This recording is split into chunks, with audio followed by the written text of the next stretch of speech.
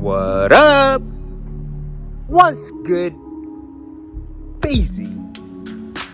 We back at it again, man. We back at it once again. It's another beautiful day here on planet Earth, where I'm here to say thank you. Thank you. Thank you. Thank you, universe, for another beautiful day where I'm just thankful to be alive, man. The gift of life, the gift of being present, being aware, being able to just be, man. It's just so beautiful, and I'm thankful each and every single day. How y'all doing, man? Let me know. In this video, this is a special one, man. I just wanted to come on here and share a little bit about how we can become producers in our own lives, man.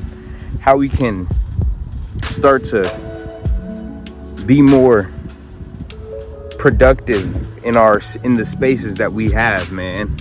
How we can be able to grow more food for ourselves and our families in relatively small spaces, man. This is how I'm doing it. You know, I'm just here to share a couple tips that I've learned along the way.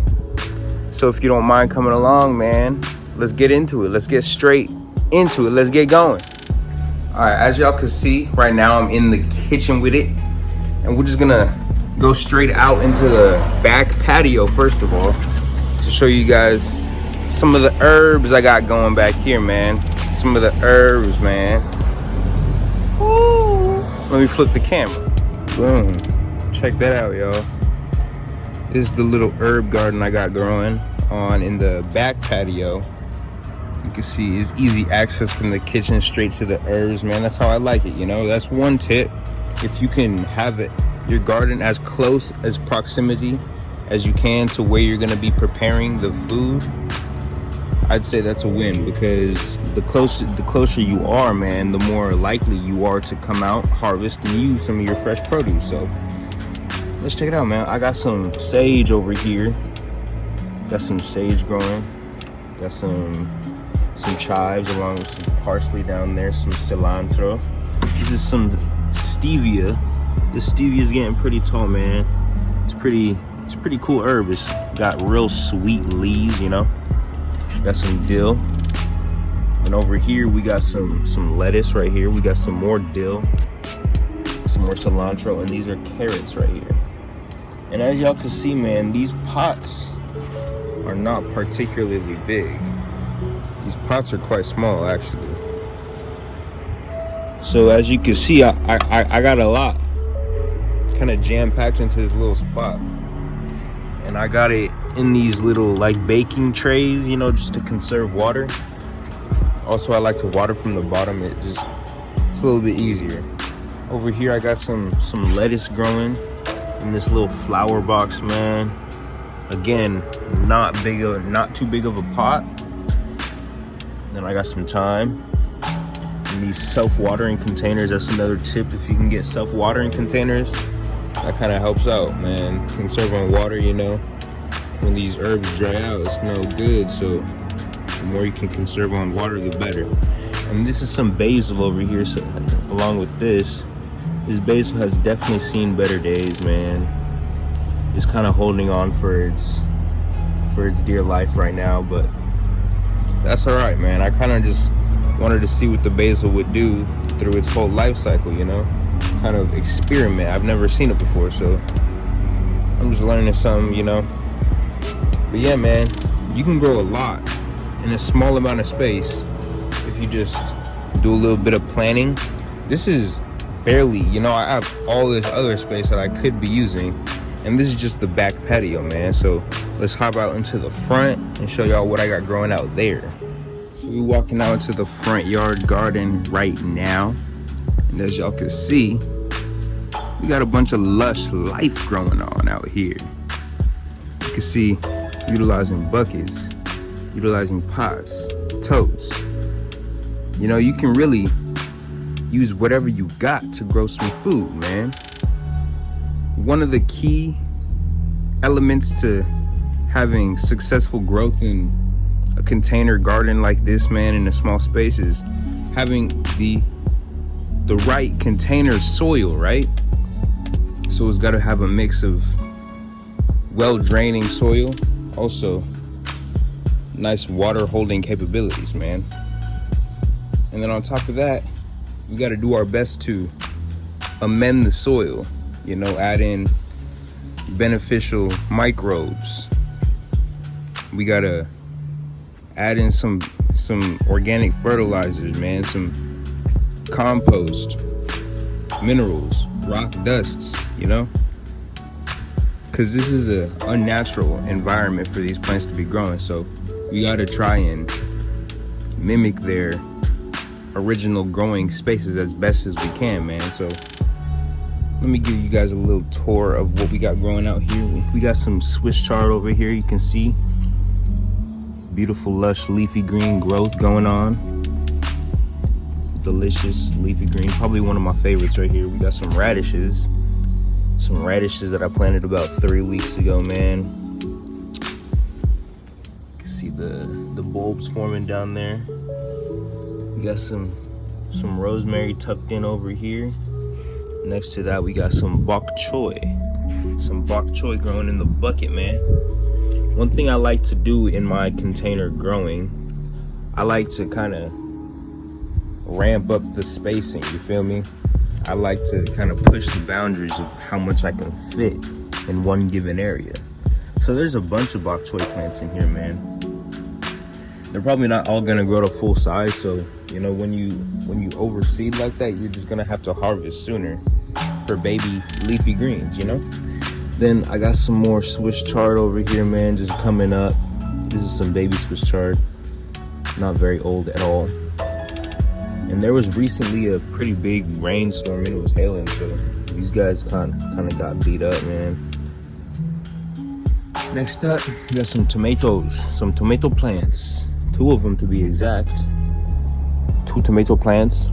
You can see you got some flowers going on. You got some fruit forming over there. This is a determinate style Roma. That's another tip, man. If you're growing in a small space like this, indeterminate tomatoes, they can just grow and grow and grow, you know. So try and pick varieties that'll be best for your area and also your environment, your situation, you feel me? So this tomato plant is not gonna get 8-10 feet tall. This is about as tall as it's gonna get. This determinate style is gonna get about this tall. It's all determined, right? So it's gonna stay this tall. It's gonna have a determined set amount of fruits, and then it's just gonna die off, you know what I mean? So that's perfect for a small container patio garden like this one, man, where you can't be managing 20-foot tall tomatoes, you feel me? So that's real nice over here. Moving right along, we got some cucumber plants, man. I got 2 cucumber plants coming out of this one container, this one 5-gallon bucket. All these plants are in 5-gallon buckets except for these 2 right here. These are probably like, I don't know, 3.5 gallons, something like that, man. But as you can see, these plants are really healthy, man. These plants are sending out side shoots. Got a bunch of large leaves. We even got some cucumbers. I'm gonna harvest this one today to eat, you know, for my dinner. It's a nice size, man. Nice size cucumber. Got some more forming over here. Got one up here. You know, it's all good.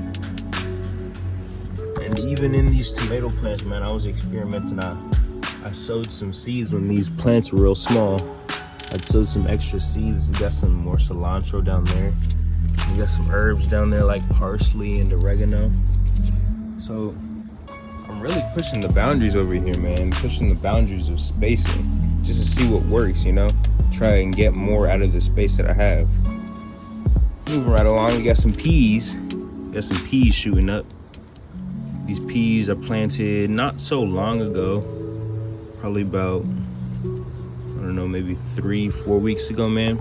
And there's like 12 or 15 pea plants in here. So with this, they're not gonna all get full size, but they're not gonna produce as much as they genetically probably would. But with having that many plants in there, you're gonna have more of a harvest, you know what I mean? Say you had 4 pea plants in there that produced, I don't know, 20 fruits. You got 80 peas, right? But say you had 8 pea plants that produced 15 fruits, you know what I mean? That's exponentially more. Quick maths. Last but not least, man, we got the brassica bed, I like to call it, over here. You got some kale and some mustard greens growing down below. This kale is looking real nice, man. As you can see, it's got some large leaves. Got some red Russian, some dinosaur, lacinato, black kale, Tuscan kale, whatever you want to call it. And these mustard greens, man, they're getting pretty large themselves. As you can see, I had a little bit of pest pressures. Got some pest damage from, I'm not quite sure, man. It was some grub-like, caterpillar-like creatures, man. I had to come out. First of all, I had troubles with leaf miners. I had to spray some Dr. Bronner's and vegetable oil on them. You know, I had to keep up on that, but right after that, the little grubbers came around and started eating my leaves, man. So I just picked them off, you know, nothing too serious. But we all got to eat out here in the universe, so I let them have some of those mustard greens as long as they stay away from these kale leaves, man. Because these kale leaves are real nice and healthy, as you can see, man. So yeah, that's the garden. That's what I got growing on. Those are just a few tips, man.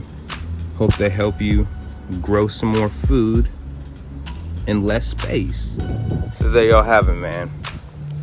That's just a few tips that I have for growing food in small spaces in a container garden. As you can see, man, it looks quite nice if I do say so myself. That's another thing. You know, when you're growing in kind of like a residential area like this one, man, it helps if you kind of keep it maintained and nice and well trimmed, you know?